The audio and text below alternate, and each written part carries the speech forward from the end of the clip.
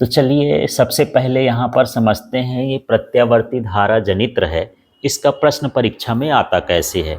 तो सीधा सीधा है, प्रत्यावर्ती धारा जनित्र किसे कहते हैं, इसके कार्यविधि का या सिद्धांत का वर्णन करिए। सिद्धांत और कार्यविधि दोनों लिख सकता है। कभी कभी पॉइंट वाइज इसको दे देता है कि प्रत्यावर्ती धारा जनित्र का वर्णन निम्न बिंदुओं के आधार पर करिए। तो पहला बिंदु रख दिया नामांकित रेखा चित्र, दूसरा लिख दिया सिद्धांत, तीसरा लिख दिया कार्यविधि और चौथा लिख दिया ग्राफ। ठीक, नहीं भी लिखेगा तो सारा काम आपको करके आना है। ठीक है, तो चलिए यहाँ पर ये चित्र बना हुआ है। चित्र में आप देख रहे होंगे इस तरह से आपको चित्र बनाना है, दो चुंबक बनाना है, बीच में ये बनाना है, ये गैप थोड़ा थोड़ा रखना है ना, ये एक रिफिल के ये बराबर गैप होना चाहिए। यहाँ एन है, ये एस है। चाहे तो ये दिशा भी बता सकते हैं, ये जो एन से एस की ओर चुंबकीय क्षेत्र की दिशा ऐसी होती है, एन से कहाँ की ओर, एस की ओर। और नहीं भी करेंगे तो कोई दिक्कत नहीं है। यहाँ पर ये रेसिपी लिखे ताकि आपको क्रम ना भूले। जब हम इसको बोलेंगे तो हमारा जो क्रम है ये इस तरह से रहेगा। तो सबसे पहले क्या हो जाएगा, नामांकित चित्र। ठीक है, दूसरा हम यहाँ पर लिख सकते हैं सिद्धांत, लिख देते हैं एक पॉइंट। ठीक है, तो सिद्धांत में सिर्फ इतना लिख देना है कि यह विद्युत चुंबकीय प्रेरण के सिद्धांत पर कार्य करता है। कौन सा सिद्धांत है, विद्युत चुंबकीय प्रेरण के सिद्धांत पर कार्य करता है। इसके बाद यहाँ पर अगली हेडिंग क्या हो जाएगी, कार्यविधि। कार्यविधि में लिखेंगे तो हमको यहाँ पर सीधा सीधा है, इसका नाम देखो, जो ABCD है सबका नाम जान लेते हैं। ABCD का मतलब क्या हो गया, आर्मेचर। जो NS है वो स्थायी चुंबक के क्या है, ध्रुवखंड है। S1 S2 ये सर्पी वाले कहलाते हैं, और B1 B2 ये क्या कहलाते हैं, कार्बन ब्रश कहलाते हैं। इन्हीं शब्दों का इस्तेमाल करना है। तो बड़ा सरल सा है। सबसे पहले देख लो, हम जब आर्मेचर को चुंबक के ध्रुव खंडों के बीच घुमाते हैं, फिर प्रथम अर्ध चक्र के बारे में लिखना है, द्वितीय अर्ध चक्र के बारे में लिखना है, फिर धारा के बारे में लिखना है, फिर ग्राफ के बारे में। ये एक प्रोसेस रहेगी। ठीक है, तो यहाँ पर एक तरह का यही है। तो देखते हैं, ये जब आर्मेचर को फिर ये चुंबक के ध्रुव खंडों के बीच वामावर्त दिशा में घुमाते हैं, है ना, तो इससे बद्ध चुंबकीय फ्लक्स में परिवर्तन होता है, जिससे इसके सिरों पर या कुंडली के सिरों पर प्रेरित विद्युत वाहक बल उत्पन्न हो जाता है। क्योंकि जो आर्मेचर होता है वो एक तरह की कुंडली ही होती है।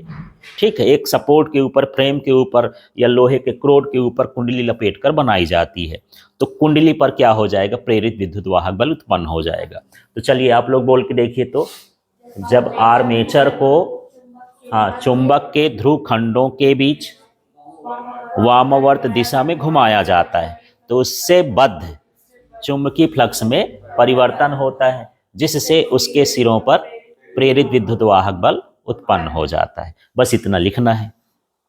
ठीक है, अब दूसरा हिस्सा हमको कौन सा चालू करना है, ये वाला हिस्सा हो गया, ये है ना।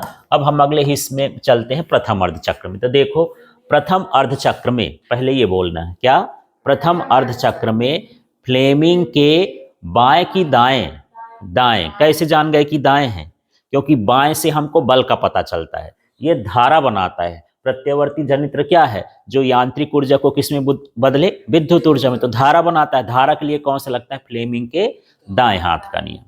ठीक है, तो प्रथम अर्धचक्र में फ्लेमिंग के दाएं हाथ के नियमानुसार प्रेरित धारा की दिशा, किसकी दिशा, प्रेरित धारा की दिशा। अब इसको पढ़ देना है, ABCD होती है, इकट्ठा लिखना है, जो सर्पी वाले S1 तक पहुंचती है।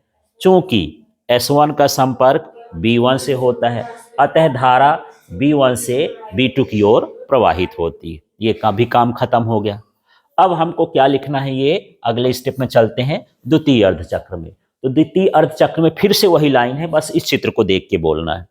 ठीक, कि द्वितीय अर्धचक्र में फ्लेमिंग के दाएं हाथ के नियमानुसार प्रेरित धारा की दिशा DCBA होती है, जो सर्पी वाले कहाँ तक पहुंचती है, ये लाइन बड़ी हो गई ना, कहाँ तक, S2 तक पहुंचती है। चूंकि S2 का संपर्क B2 से होता है, अतः धारा B2 से B1 की ओर प्रवाहित होती है। ये लिख देंगे।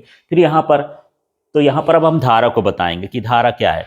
जब कुंडली का तल चुंबकीय क्षेत्र के लंबवत होता है तो धारा का मान कैसा होता है, न्यूनतम। और जब समांतर होगा तो धारा का मान क्या होगा, अधिकतम। तो यही बोलना है कि जब कुंडली का तल चुंबकीय क्षेत्र के लंबवत हो तो धारा का मान अधिकतम, और समांतर हो तो धारा का मान क्या होता है, अधिकतम होता है। और इसकी दिशा दोनों अर्धचक्रों में क्या होती है, बदल जाती है। स्पष्ट है, इसमें बहने वाली धारा क्या है, प्रत्यावर्ती धारा।